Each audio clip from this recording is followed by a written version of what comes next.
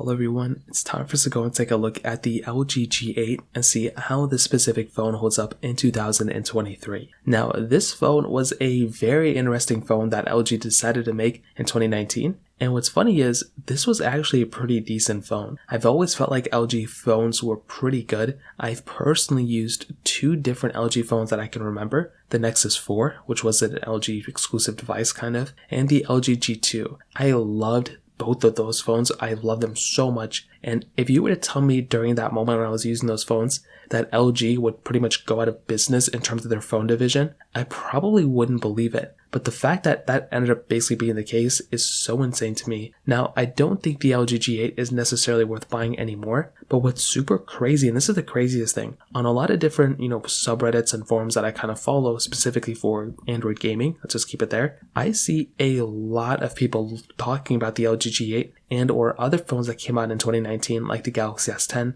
but mostly the LG G8, which is pretty insane. And a lot of people are mentioning buying this phone for those types of Android handheld gaming. And it's funny because I would never think people would buy a phone like this specifically for those kinds of things, but now that Android gaming has gotten so much better, it kind of makes sense. And the reason why I personally think people are recommending the G8 so much is because these things are just so cheap to buy, and people just they don't really hold their value as well compared to something like a Samsung phone or even like a Google Pixel. So I will tell you, I wouldn't recommend buying a G8 anymore, but if you want to buy some phones I would recommend buying this year, links will be down in the description. You can get them from there and you can help support the channel at the same time. Now starting off with the outside of the LG G8, you have to remember that in 2019, there were still a lot of phones that were coming out that were testing the waters in terms of design. And I feel like with the G8 and other LG phones that came out in 2019, it really wasn't a good year for phone manufacturers to try to stick with their older type of design and not take chances. I feel like LG took a lot of chances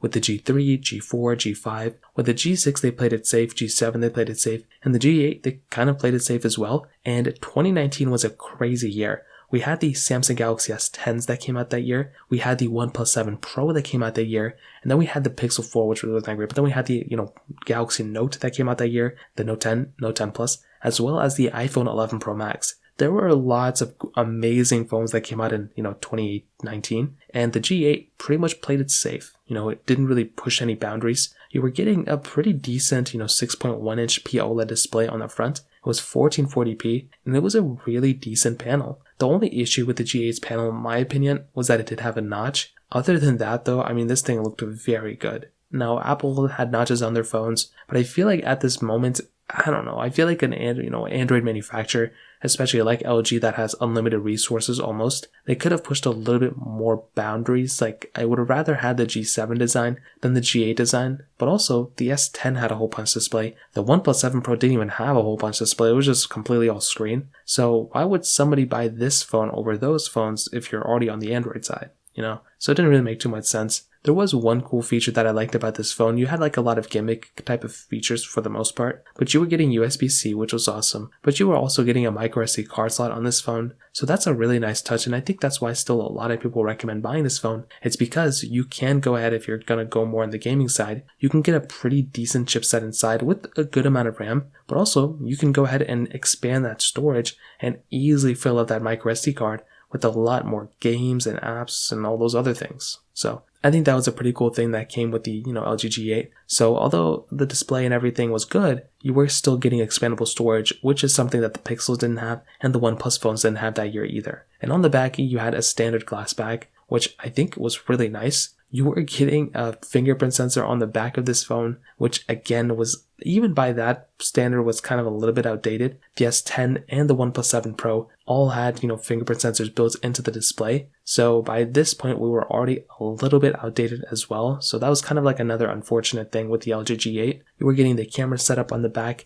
You were getting wireless charging on this phone as well, which is pretty cool. But that was pretty much it on the outside. It wasn't anything that was like, pushing boundaries by any means necessary. So it was one of those things to keep in mind. Now, on the camera side of things, this phone came out in a few different models. The one model that I bought had a dual camera setup, but there was a model out there that had a triple camera setup. I'm not too sure why there were two different versions like that. They should have just kept it one to make it less confusing. But you had a 12 megapixel standard, 16 megapixel ultra wide camera, and on the other version you were getting an additional 12 megapixel telephoto lens. Now you were being able to film 4K at 60 on the back and 1080p at 60 on the front, which was pretty normal at that time, but even by that point we had 4K at 60 on the front and the back, so that was kind of another thing to keep in mind. And this camera I think was good, but again, it wasn't anything that was record breaking. I don't think this was the best camera of 2019. I might give that either to the S10 Plus or maybe even the iPhone 11 Pro Max. With this phone, again, I guess if you were getting it for a cheap price, it was a good camera. But the one thing I didn't like either was like LG's UI. I just felt like it was just so clunky and just so weird. But you were able to get a lot of features built in, which was really nice. So I think things like that kind of stand out a lot too. But I do think with something like the LG G8,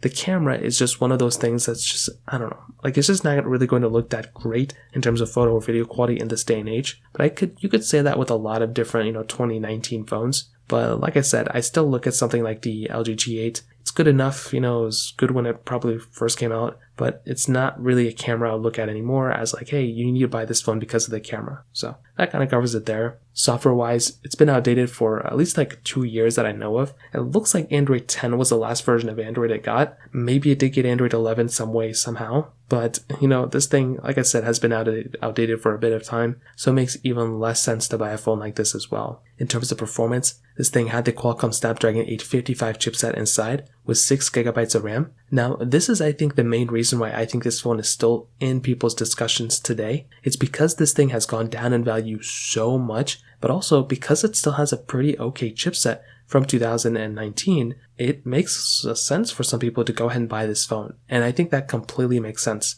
With a phone like the LG G8, you are getting a device that is still fairly it's outdated, but it's not severely outdated where it can't run applications that you can throw at it. This thing is going to have still a pretty decent future ahead of it, and I do look at a phone like the LG G8, and like I said, although it wouldn't be a phone that it can, perform at the highest levels, if you're wanting to do some Android gaming, this thing, I've definitely seen Android handhelds come out probably in the last year or two that basically have almost the same chipset as this thing. So it's kind of a very interesting thing to keep in mind. You are getting a 60Hz panel, so it's not 120Hz or anything, but I still think the LG G8's performance is probably one of its better things going for it. Unfortunately, like I said, the skin version of Android it's on isn't the best thing ever, but I think it's okay, and it definitely gets the job done at the end of the day. So to kind of sum up this whole entire video, what I'll tell you is, I really don't think the LG G8 is worth buying at all. I think this is a phone that almost came and went. It seemed like it flew under everybody's radar during that moment. The phone division of LG has pretty much gone away, and they're not really making these phones anymore. They're not going to want to make these phones anymore. But I remember when the LG series were just some of the best phones you could buy. People would wait. They were like the Samsung Galaxies during their day, and it's insane because, like I said, I used the Nexus 4, which wasn't like a complete LG phone, but it was an LG phone. But I used that LG G2, and I loved that phone so much. It was such a beautiful experience. And then you had something like the LG G8, which was, it was a good phone, but I don't know.